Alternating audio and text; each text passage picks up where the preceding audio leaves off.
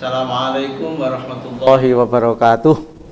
Alhamdulillah, salatu wassalamu ala rasulillah wa ala alihi wa ashabihi wa manitaba'a hudah.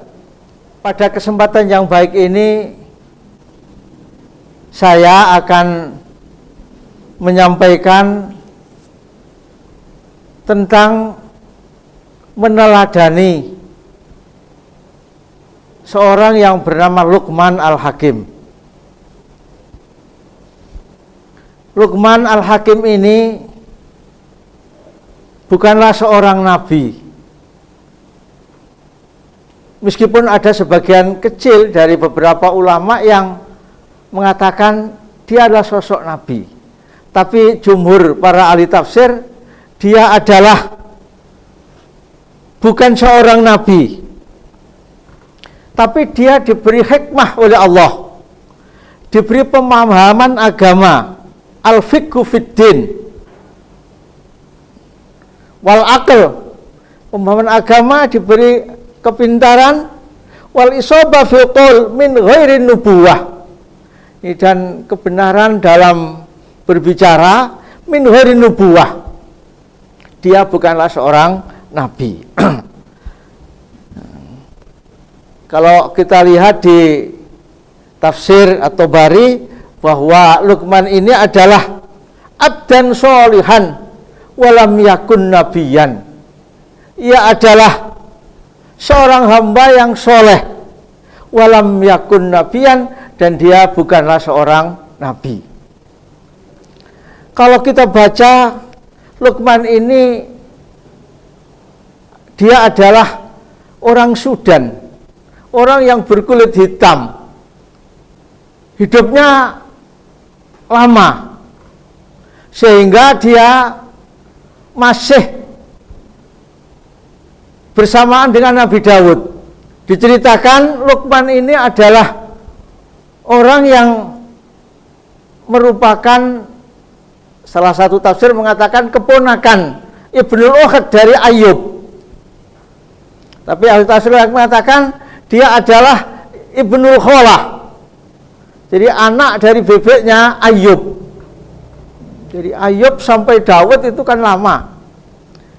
Nah, kalau kita baca tafsir Al-Alusi, Luqman ini hidup selama 1000 tahun.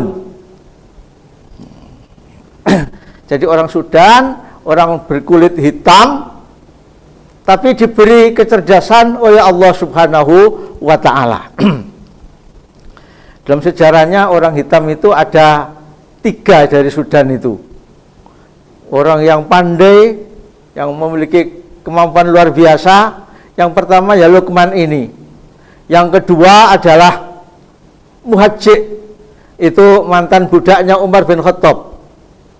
Dan yang ketiga adalah Abu Hurairah, seorang periwayat hadis yang terbanyak dari sahabat. Itulah sekelumit dari riwayat atau sejarah dari Luqman Al-Hakim. Pada kesempatan yang berbahagia ini kita akan mencoba untuk mengambil ibrah atau pelajaran dari seorang yang hebat ini. Kehebatan Luqman, ada sebuah cerita, dia oleh majikannya disuruh menyembelih kambing. Setelah disembelih, dia disuruh untuk memilihkan daging yang terbaik, 2 macam daging yang terbaik. Setelah disembelih, maka ia memilihkan daging lidah dan hati, diserahkan kepada majikannya. Kemudian si majikan ini memerintahkan lagi, silakan disembelih lagi seekor kambing. Dia beli lagi, disuruh lagi untuk memilihkan daging yang terbaik, 2 macam daging yang terbaik dari kambing ini. Sama, yang kedua disuruh memilih daging yang terjelek. Jadi yang pertama tadi disuruh mengambil 2 macam daging yang terbaik. Yang kedua, dia disuruh memilih 2 macam daging yang terjelek. Ternyata daging yang terjelek ini juga dipilihkan oleh Luqman ini lidah dan hati. Sama, yang terbaik lidah dan hati, yang terjelek juga lidah dan hati. Maka ditanyakan kepada Luqman, kenapa demikian? Oleh Luqman dijawab, kenapa kok yang terbaik kok lidah dan hati, yang terjelek juga lidah dan hati? Ini, maka jawabnya si Luqman ini, innahu laisa min syai'in atyab minhuma. Tidak ada yang daging yang terbaik dari keduanya, idza taba, ketika keduanya baik. Ketika lidah dan hati itu baik, maka itulah merupakan daging yang terbaik. Tapi wala ahbas minhuma, tidak ada daging yang terjelek kalau kebetulan hati dan lidah itu jelek. Maka ini bisa baik, bisa jelek, terserah kepada kondisinya. Anak-anak sekalian, apa kemudian yang perlu kita pelajari, kita ambil ibrah dari seorang yang luar biasa ini, yaitu kita baca di surat Luqman ayat 13. A'udzubillahi minasyaitonirrajim. Wa idza qala Luqmanu libnihi wa huwa ya'idhuhu. Dan ketika Luqman berbicara kepada anaknya, wa huwa ya'idhuhu, dan Luqman menasihatinya, ya bunayya, wahai anakku. Di sini pakai ya bunayya. Ini bunayya itu tasghir dari baniyun, dari hai anakku yang aku sayangi, la tusyrik billah, janganlah kamu berbuat syirik kepada Allah. Inna syirka la dzulmun adzim, sehingga syirik itu adalah merupakan aniaya yang besar. Para santri yang berbahagia, ini wasiat Luqman yang sangat-sangat perlu kita perhatikan. Adalah anaknya, mungkin saya sebagai orang tua menasihati kalian semuanya. Nasihatnya Luqman ini perlu kita garis bawahi. La tusyrik billah, janganlah berbuat syirik kepada Allah. Syirik itu adalah kezaliman, aniaya yang paling besar.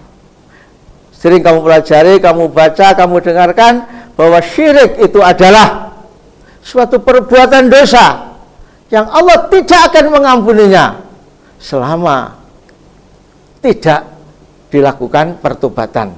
Oleh karena itu maka Luqman ini sangat-sangat memperhatikan dalam hal ini, dan perlu kita teladani. Perbuatan syirik ini perlu sangat-sangat kita teliti, koreksi setiap saat, baik dalam hal ibadah kita.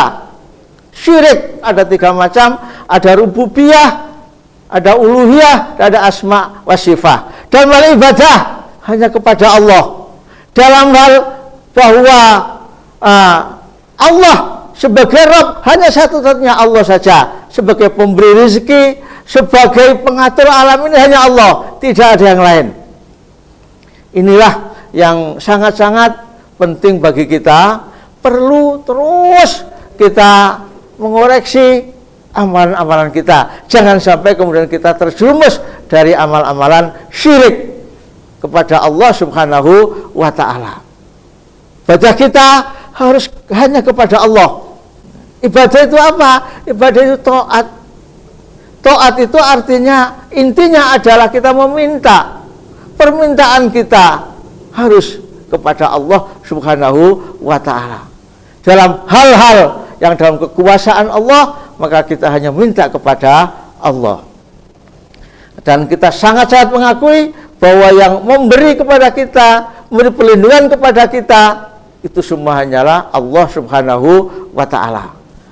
Inilah anak-anakku sekalian, sebuah nasihat yang sangat-sangat berharga yang disampaikan oleh Luqmanul Hakim. Orang yang bijaksana, meskipun dia bukan seorang nabi, tapi diceritakan dalam Al-Quran, itu tujuannya adalah supaya kita untuk meneladaninya. Demikianlah yang saya sampaikan. Mudah-mudahan anak-anak semuanya bisa kembali memahami, mengerti, dan mengamalkannya. Wabillahi taufik wal hidayah. Assalamualaikum warahmatullahi wabarakatuh.